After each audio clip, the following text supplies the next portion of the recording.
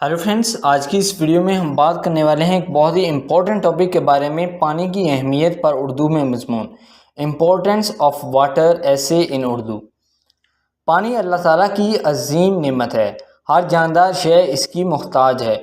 पानी के बगैर ज़िंदगी कायम नहीं रह सकती।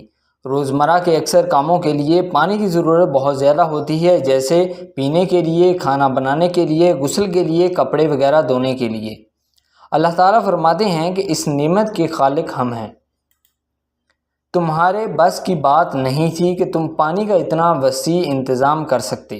अल्लाह ताला का इरशाद है, और हम ही आसमान से मींह बरसाते हैं और हम ही तुमको इसका पानी पिलाते हैं और तुम तो इसका ख़जाना नहीं रखते। ये अल्लाह ताला ही की ज़ात है जिसने पानी को पीने के काबिल बनाया। अगर पानी कड़वा होता या नमकीन होता तो उसका पीना मुमकिन नहीं था। पानी अल्लाह ताला की ऐसी नेमत है कि इस पर इंसान अल्लाह ताला का जिस कदर शुक्र अदा करे कम है।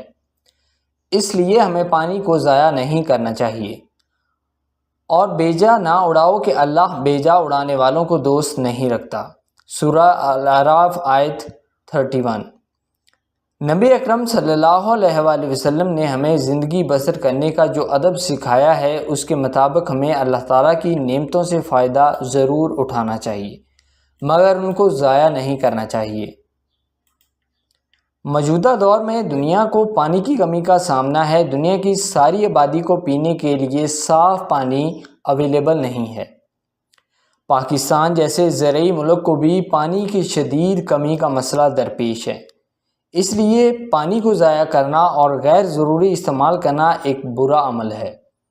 इसी तरह दूसरा मसला जिसका हमें सामना है वो पानी की आलूदगी है, यानी कि वाटर पोल्यूशन।